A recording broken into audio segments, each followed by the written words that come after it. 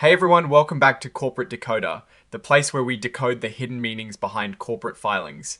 Today we're taking a look at Exodus Movement Inc. They filed an amendment to a recent report, and let's just say there are a couple of things they needed to correct, including adding a missing document. It looks like they're making a pretty big move here. So stick around as we break down what is really going on. And hey, before we dive in, if you want more of these no-nonsense breakdowns of corporate documents, make sure you are subscribed to the channel.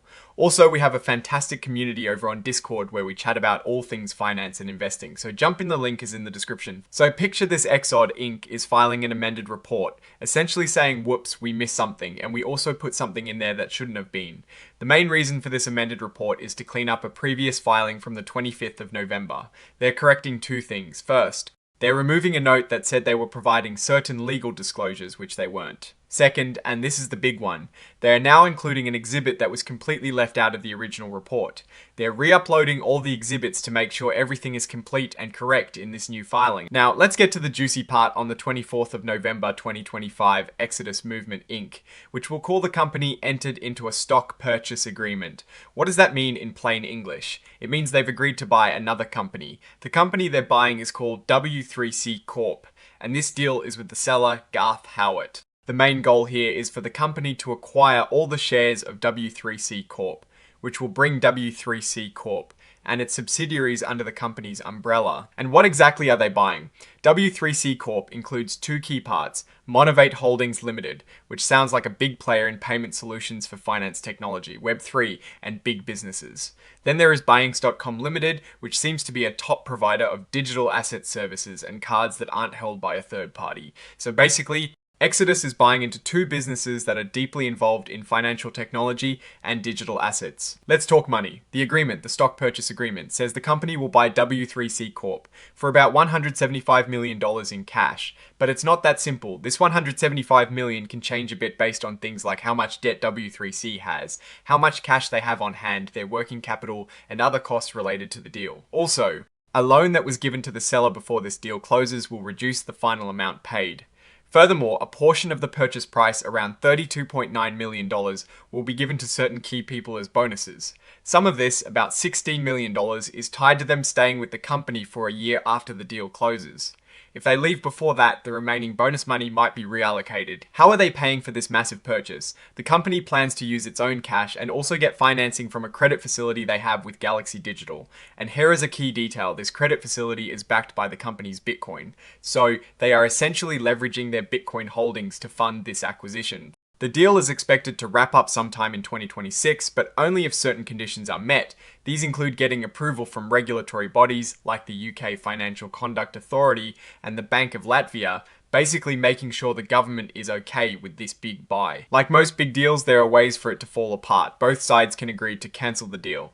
If the deal doesn't close by the 18th of August 2026, either party can walk away, though there is an option to extend this by another 90 days. Also, if one side significantly messes up their part of the agreement, the other side can terminate it. The buyer, Exodus, can also back out if the regulatory approvals come with conditions that are really bad for the target company. And if any government steps in and blocks the deal, then it's off. Remember that loan we mentioned earlier on the 18th of November 2025, the same day they signed the main purchase agreement. Exodus also entered into a loan agreement with Garth Howard, the seller. This loan is for $10 million and it carries an interest rate of 6%. This loan is secured by Garth Howard's ownership in W3C Corp. The whole amount, principal plus interest, is due either when the deal closes or if certain other events happen. When the deal does close, this loan amount will be subtracted from the money Exodus owes Garth Howard for buying W3C Corp. Also, on the 18th of November 2025, Exodus made another financial move related to this deal. They entered into a loan agreement with W3C Corp, where Exodus itself is the lender. This agreement sets up two types of loans for W3C Corp. First, there is a term loan of $60 million. Second, there is a delayed draw term loan, meaning they can take out money from this facility later for up to $10 million. In total, Exodus is lending $70 million to W3C Corp as part of this acquisition process. Let's talk interest rates on these loans. The $60 million term loan has a pretty high interest rate of 12% per year. The $10 million delayed draw loan has a much lower interest rate of 6%. All the interest earned gets added to the original loan amount, compounding over time. These loans are set to be paid back when the main acquisition deal is completed. If the deal takes longer, The repayment date can be extended. Importantly, the delayed draw loan only needs to be repaid if W3C Corp messes up in a specific way. The loans are backed by the assets of W3C Corp and its subsidiaries. To let everyone know about this big news, on the 24th of November 2025, Exodus Inc. put out a press release. They also provided additional information to potential investors through presentations. Copies of these materials are included with this filing. It's important to know that this information about the press release and investor presentations isn't considered officially filed in the same way that other parts of this report are. This means it is more for public notice than for strict regulatory compliance under certain laws. Now, for the exhibits attached to this report, these are basically the supporting documents for everything we've discussed. You've got the main stock purchase agreement itself, the details of that pre-closing seller loan, and the loan agreement outlining the $70 million in loans Exodus is providing. Then there is the press release and the investor presentations. Finally, there is something called an interactive data file, which is a standard part of these filings. This report also includes a section on forward-looking statements. This is a legal disclaimer that basically says that any statements about the future in this report are just predictions and could be wrong. They warn that actual results might be very different from what they expect due to various risks and uncertainties. They also state that they have no obligation to update these future predictions.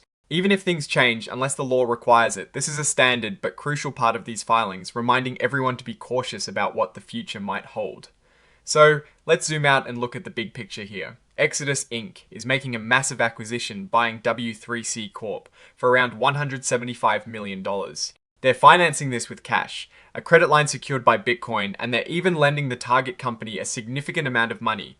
This signals a huge push into the fintech and digital asset space, moving beyond whatever Exodus was primarily focused on before. The sheer size of the deal and the debt involved means there is considerable risk. If the integration of Monovate and Binance doesn't go smoothly, or if the market for these digital assets falters, Exodus could be in a tough spot.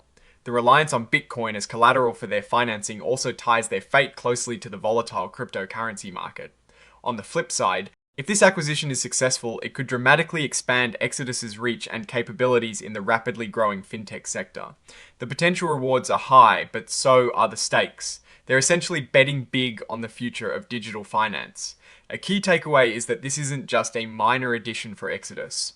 It is a transformative move. They are clearly trying to reposition themselves and become a major player in this evolving financial landscape. The question now is whether they have the execution capability to pull off such a large and complex integration. Alright, that is our breakdown of Exodus Movement Inc., its amended filing. What's your take on this big acquisition and what it means for the company's direction? Do you think this is a smart bet or a risky gamble?